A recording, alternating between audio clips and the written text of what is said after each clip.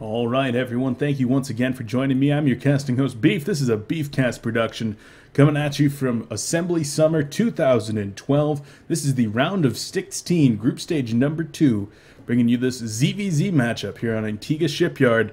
Let's get on into it.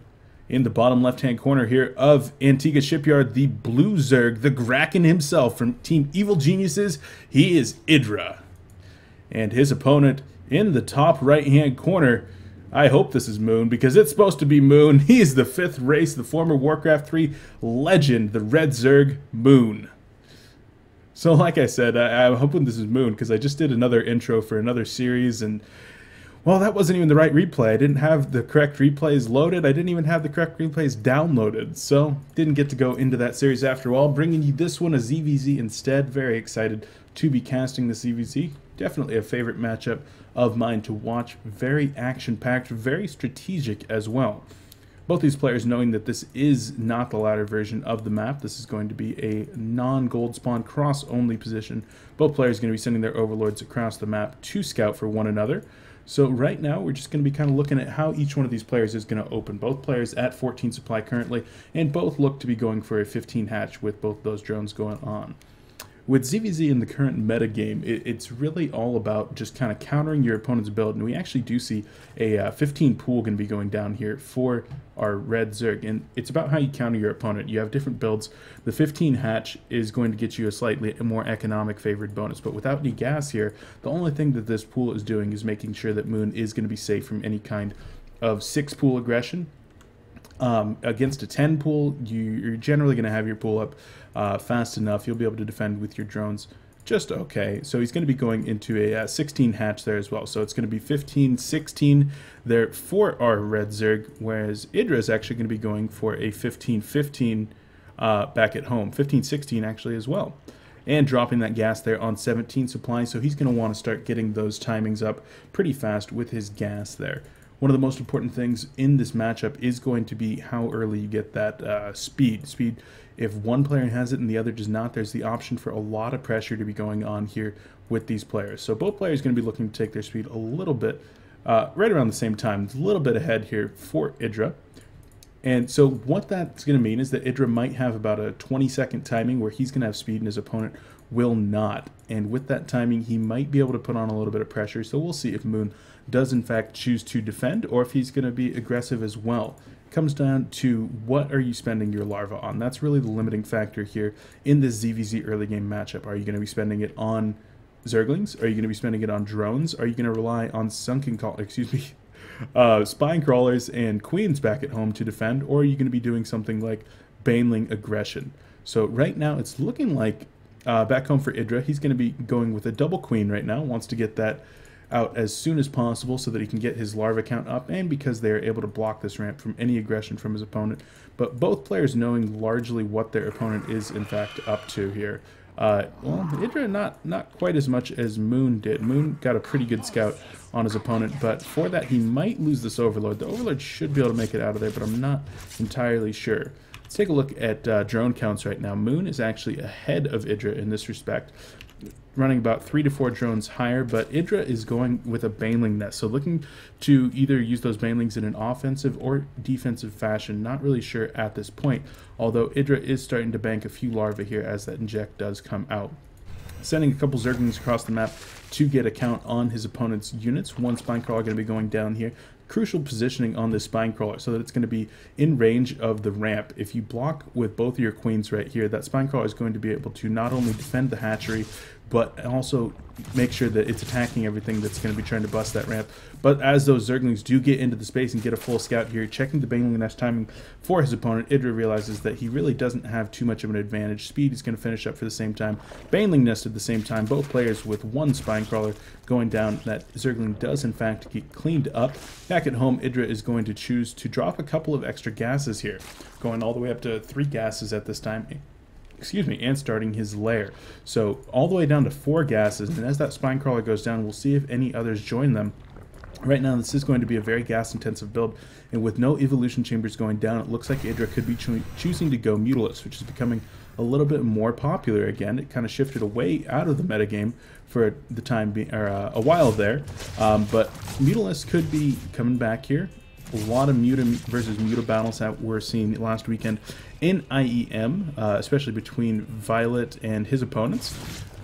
And both players getting a pretty good read on what the other is doing. Both players are, in fact, going all the way up to 4 gases right here, and 1 evolution chamber down, and a Roach Warren going to be going down for our red Zerg, whereas the Evil Geniuses player is starting that Evo chamber and an infestation pit, so possibly seeing his opponent did have 4 gases and reacting with his own infestation pit there. I'd like to see if that evolution chamber is going to start researching anything soon here, or it could just be so that he could get some spore crawlers up of his own. But yeah, +1 attack for ranged weapons is going to be researching there, so that does extend to infested Terrans as well, going to improve their efficacy quite a bit.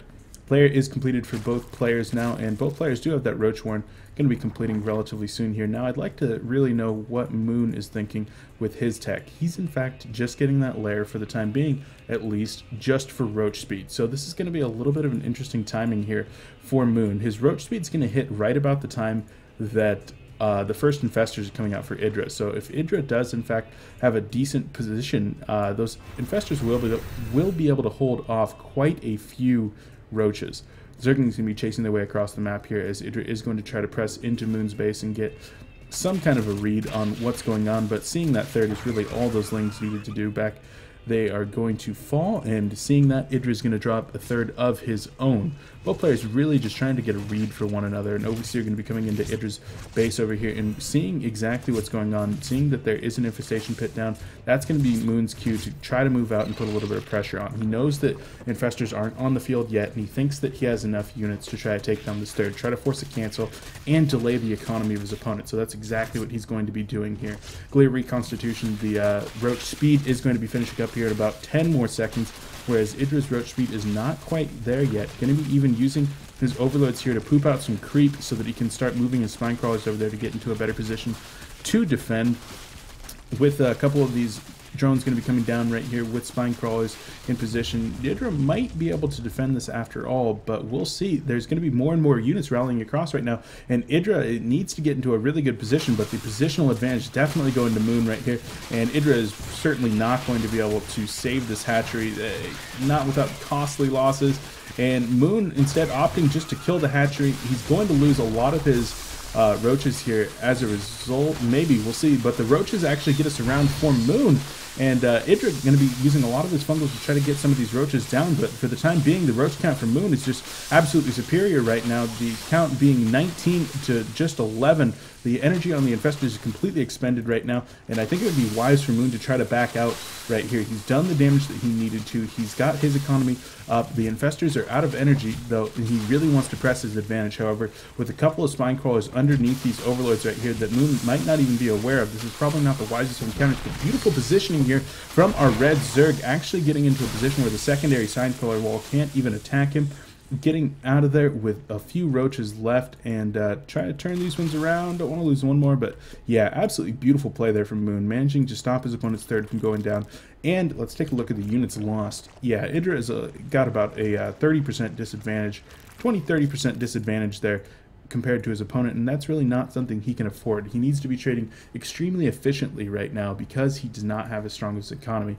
And so Moon behind this is going to be droning up. He didn't really have too much saturated his base. He was using all of his resources to try to produce as many units as he could when he was attacking in the third here. So the saturation just going to be coming up now, but with the Overseer in position there, those infestors are going to be denied, not even going to be able to try to poke in there, and a nice job from IdrA seeing that and making sure he didn't lose those 3 infestors. Those constitute a pretty large part of his army. Back at home for IdrA, +2 ranged weapons is going to start researching, whereas +2 is already finished for Moon, and +1 armor is going to be starting here very soon as well. Both players going to be dropping a macro hatch now, as Moon's is going to be completed here in just a moment. So right now, IdrA and Moon are going roughly similar builds. The difference here is that there's a much larger economy for Moon. Let's take a look.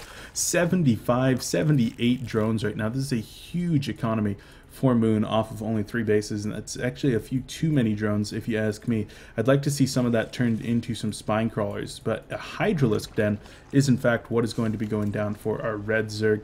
EG.IdrA continuing to produce roaches with lower upgrades than his opponent. This is going to be a strategy that isn't really capable of taking his opponent head on, and with Hydralisk being added to the composition here, Moon is going to be relying on one just really strong push to end his opponent, lacking the mobility that a pure roach-based army would have. But a nice fungal going down there onto some of the units for EG.IdrA, and the Infester's actually in a really good position right here, but a couple of the Infestors are going to get sniped off, actually losing 2 Infestors, but manages to fungal 2 of his opponent's Infestors as well. EG.IdrA down to just 1 Infestor for the time being, but managed to get a decent trade there. The Roaches do have Burrow, but EG.IdrA, thinking that he has a big advantage right here, wants to go in, and with a beautiful concave, he might actually have that advantage after all. A couple of fungals going to be going down onto EG.IdrA's units in the back line over here, not able to get in there, and Moon just saying, I think I can press it as well, and both of these players not wanting to retreat. The left side of the battle being won by EG.IdrA, whereas the right side has been won by Moon. But EG.IdrA, almost all of his units are down here in the red, the yellow, and they are all going to get cleaned up. EG.IdrA losing that battle, and Moon going to be able to press forward and try to chase down some of these roaches. Reinforcements streaming in back here, but both players are completely devoid of Infestors. Every single Infestor has been cleaned up off the map, and EG.IdrA GG's. Moon taking the first blow, or excuse me, the first shot off the bow here, winning game number 1 in this best of 5 series. Very nice play from both of these players. Not a whole lot of really unique play here, but some nice roach wars and a really beautiful play down here at the third. I'd say that's definitely what won Moon the game, being able to have that superior economy and then even able to trade a little bit inefficiently with his units, knowing that he could just produce more than his opponent. Nice job. Going into game 2, we'll see you just in a moment. I've been your casting host, Beef. We'll see you then.